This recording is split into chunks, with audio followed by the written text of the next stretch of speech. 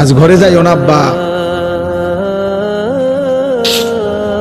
এই ছেলেরা যে কয়জন এখানে বসছো নামাজ পড়ো নাই, ঘরে যাইও না, ঘরে যাইও, মসজিদে যাইও, মসজিদে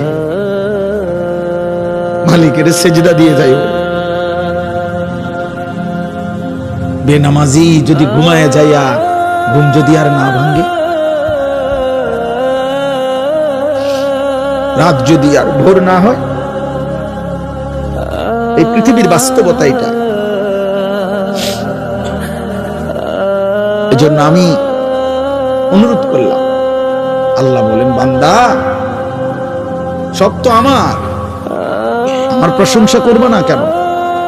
রব্বিল আলামিন, আমি তো জগৎ সমূহের পালন কর্তা। আমি শুধু সৃষ্টিকর্তা না যে বানাইয়া ছেড়ে দিছি। কোম্পানি আর জানে না তার মাল কোথায় গেছে।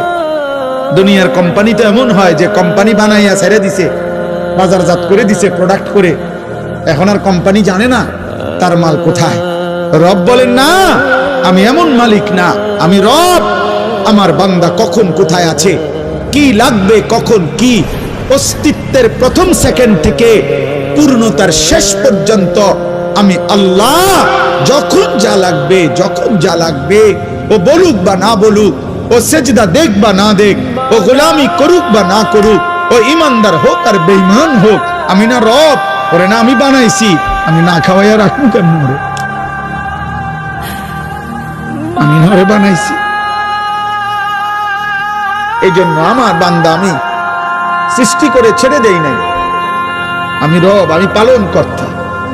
প্রতি সেকেন্ড আমি খাওয়াই, প্রতি মুহূর্ত আমি পড়াই, প্রতিটা নিঃশ্বাস আমি নিতে দেই, হার্টের প্রতিটা স্পন্দন আমার অনুমতিতে চলে।